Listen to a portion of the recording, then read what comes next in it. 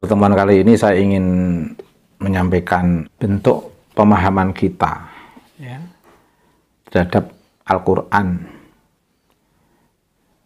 Kita harus meyakini bahwa Al-Quran itu adalah kitab suci, pedoman manusia pada zaman tertentu, pada masa tertentu terhadap Al-Quran, tidak menjadi satu kebenaran mutlak yang sejajar dengan Al-Quran. Karena riset manusia dari perspektif ilmu pengetahuan tetaplah perspektif ilmu pengetahuan yang terbatas, yang memungkinkan akan terjadi lagi rekonstruksi pengetahuan sesuai dengan perkembangan kualitas penelitian manusia. Tetapi harus dipastikan bahwa Al-Quran sebagai wahyu melampaui batas waktu hasil-hasil riset para ilmuwan. Karena Al-Quran adalah kitab suci yang harus kita yakini dan kita jadikan prinsip yang tidak berubah, prinsip kebenaran yang mutlak. Jika ada hal-hal yang tidak memungkinkan untuk manusia pada zaman tertentu, mungkin karena ego manusia, keterbatasan pengetahuan manusia, banyak hal yang tentunya akan menjadi standar penilaian yang menunjukkan itu bagian daripada kekurangan manusia. Sebagai kitab suci, Al-Quran diturunkan kepada Nabi Mustafa Muhammad SAW. Ya, sebagai kitab suci, Al-Quran adalah wahyu yang memberikan petunjuk bagi manusia, memberi petunjuk untuk sebuah kesejahteraan, tujuan hidup yang lebih utama baik di dunia maupun di akhirat. Al-Quran memuat beberapa tema, misalnya terkait dengan tema akidah, tema ibadah, tema muamalah dan akhlak. Untuk itu dalam mengkaji Al-Quran dibutuhkan kearifan-kearifan beberapa pihak yang telah menghasilkan satu pemahaman dari Al-Quran. Karena kalau tidak membentuk kearifan pandangan di dalam melakukan studi Al-Quran, akan ada klaim yang mensejajarkan kebenaran pemahamannya dengan Al-Quran, sehingga mereka yang tidak sesuai dengan pemahamannya dikategorikan sesat, kafir, dan lain sebagainya. Makanya untuk menghindari hal ini perlu ada kearifan. Apalagi yang berhubung, hampir semua tema-tema Al-Quran tidak bisa dipahami secara sama oleh para ulama dan masing-masing kelompok yang berbeda-beda, yang berbeda latar belakang dan berbeda kondisi sosiopolitik atau geografis masyarakat. Ya. Baik itu masalah akidah, ibadah, muamalah maupun akhlak. Di dalam Al-Quran juga terdapat kisah para nabi dan rasul menjawab persoalan masyarakat zamannya sesuai dengan kearifan-kearifan yang mereka tawarkan kepada masyarakat.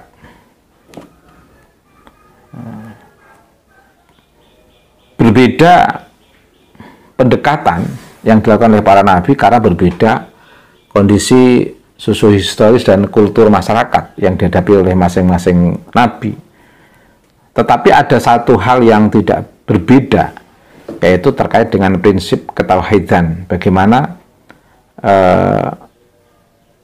Allah itu zat yang agung, yang tunggal, yang harus dipahami secara monoteistik dan tidak ada sekutu-sekutu yang lain.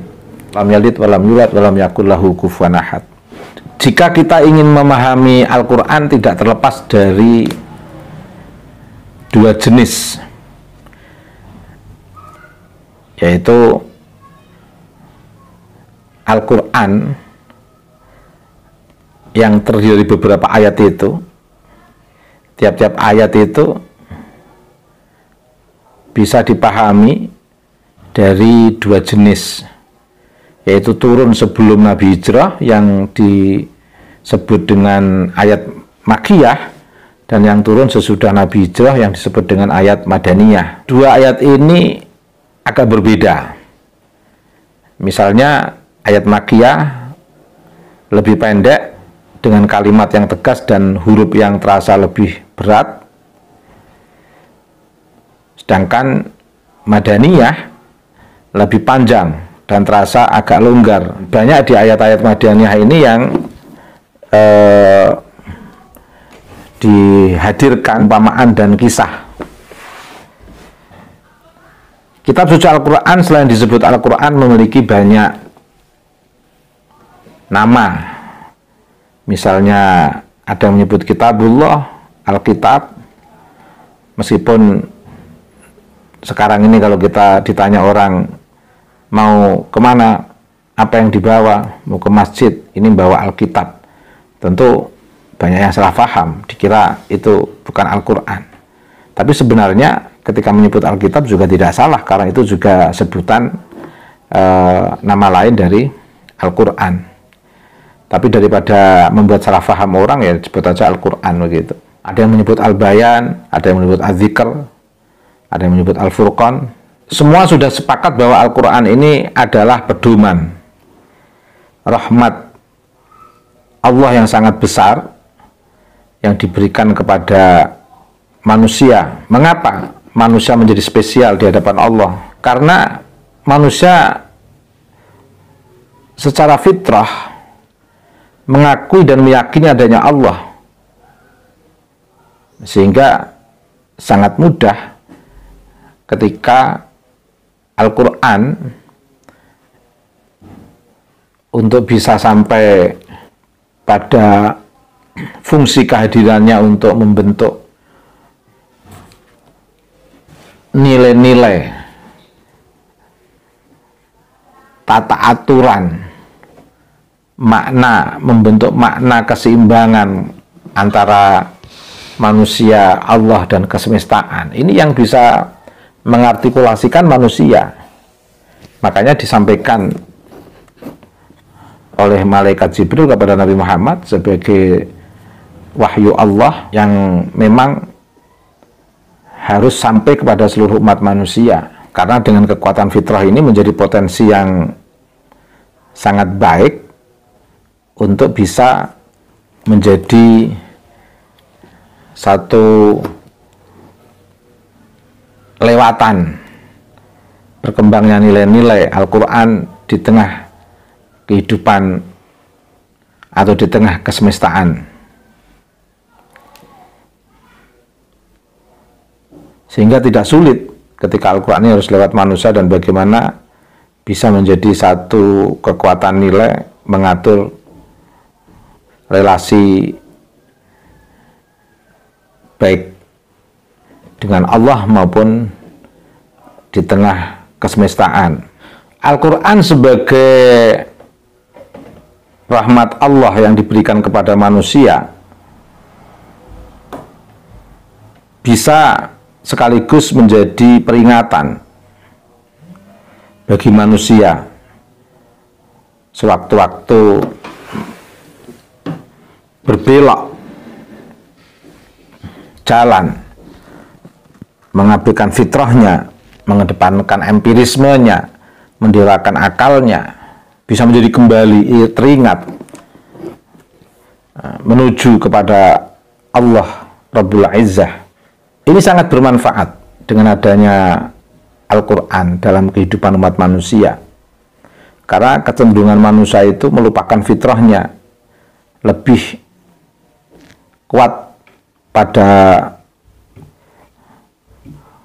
gerak dorongan menuju kekufuran, menutup potensi fitrah itu, dan akhirnya justru malah merusak kehidupan mengabaikan makna kekhalifahan, mengabaikan eksistensi kekhalifahannya, yaitu sebagai seorang hamba yang memiliki peran untuk bertanggung jawab mengawal keberlangsungan kesemestaan ini. Tetapi potensi fitrah ini tidak bisa bertahan begitu saja, karena di dalam diri manusia ada nafsu yang memungkinkan lebih mengarah kepada kekufuran atau bahkan menjadi sosok yang seharusnya membawa fitrah malah menjadi penolak fitrah, seharusnya menjadi pengembang wahyu untuk keseimbangan kesemestaan, malah justru mengabaikan kewahyuan. Fenomena seperti ini akhirnya Allah menurunkan nabi-nabi yang menjadi kekasih Allah. Yang terakhir yaitu Nabi Mustafa Muhammad SAW. Tugas Nabi bukan untuk memaksa manusia harus kembali pada fitrah, tapi paling tidak ada yang mengingatkan. Karena banyak manusia yang mengingkari fitrahnya. Ada yang mengingatkan agar kembali kepada fitrah, diproyeksikan untuk dipahami dan diamalkan secara konkret. Dan setiap manusia meskipun dengan keterbatasan pemahamannya terhadap Al-Quran, mau tidak mau mereka harus menyampaikan pesan Al-Quran meskipun dengan penuh keterbatasan. Ayat pertama yang menurut riwayat yang paling masyhur yang turun adalah ayat 1-5 di dalam surat Al-Alaq yang turun pada waktu Nabi berkhulwat di Gua Hira. Bismillahirrahmanirrahim. Yaqra bismi rabbikal ladzi khalaq. Khalaqal insana min 'alaq. Yaqra wa rabbukal akram alladzi 'allama bil qalam 'allamal insana ma lam ya'lam. Ini yang turun pertama. Sedangkan yang terakhir yang turun kepada Nabi menurut suatu riwayat adalah ayat 3 yaitu surat Al-Maidah.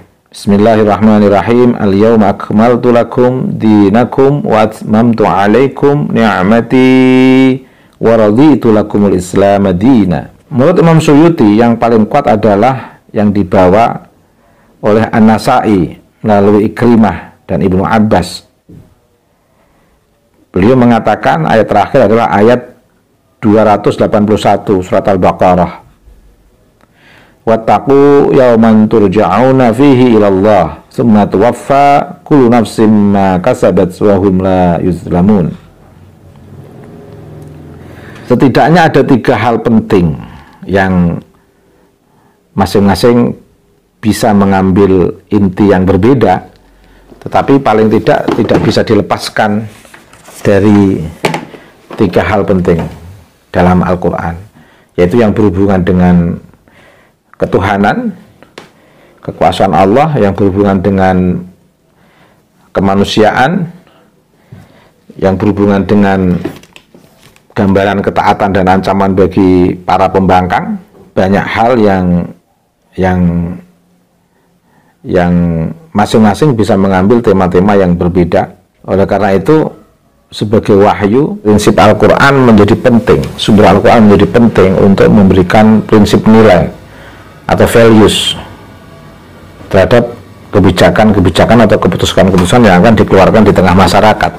Kehadiran Al-Quran di muka bumi ini tidak dapat dilepaskan dari Nabi Mustafa Muhammad SAW, karena memang Al-Quran ini sebagai wahyu Nabi Muhammad SAW untuk menunjukkan kebenaran risalah kenabian Nabi Muhammad. Salah satunya adalah adanya wahyu yang bisa dibawa oleh Nabi dalam bentuk Al-Quran ini, dan banyak persoalan-persoalan yang dihadapi oleh Nabi yang diambil dari Al-Quran lewat Jibril, yang memang tetapi harus dipahami bahwa Al-Quran ini ada yang bersifat turun begitu saja, tapi ada yang karena ada sebab masalah yang dihadapi oleh Nabi, kemudian turun Al-Quran. tapi ada yang tidak tanpa sebab. Tapi bukan berarti turunnya Al-Quran yang bermula dari sebab itu, bukan berarti Al-Quran hanya fokus kepada latar belakang sebab itu, bukan. Bisa jadi turunnya Al-Quran karena sebab, tetapi harus dipastikan bahwa turunnya Al-Quran itu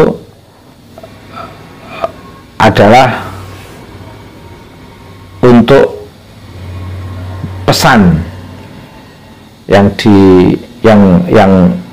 itu berupa pesan untuk semua umat manusia, tidak terbatas pada zaman Nabi Muhammad SAW. Al-Quran pertama kali diterima oleh Nabi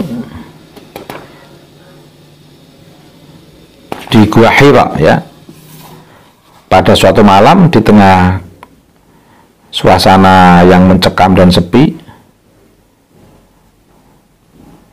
Hati Nabi terpusat kepada Nabi Muhammad, hati Nabi Muhammad SAW terpusat kepada Allah. Nah, di saat itulah datang malaikat Jibril yang meminta kepada Nabi untuk membaca. Ya, Nabi selalu menjawab tidak bisa membaca. Lalu malaikat meluk erat-erat Nabi dan memintanya lagi untuk membaca sampai beberapa kali. Dan itu pun dijawab oleh Nabi bahwa dia tidak bisa membaca. Setelah berulang sampai 3 kali, akhirnya Jibril membacakan ayat 1-5 dalam surat Al-Alaq. Tentu saja ini di luar hal yang biasa dialami oleh Nabi, sehingga Nabi pada saat menerima wahyu pertama ini mengalami satu guncangan jiwa dan terkejut, ya, dan sesegera mungkin akhirnya setelah menerima wahyu ini beliau pulang menemui Sayyidah Khadijah. Menghiburnya dengan baik dengan membesarkan hati Nabi Mustafa Muhammad SAW.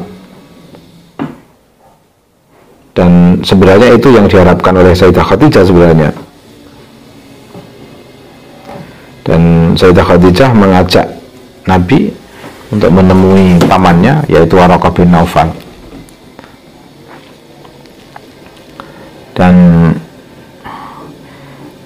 Waraqah bin Naufal akhirnya menyampaikan rahasia-rahasia kenabian Nabi Mustafa Muhammad SAW,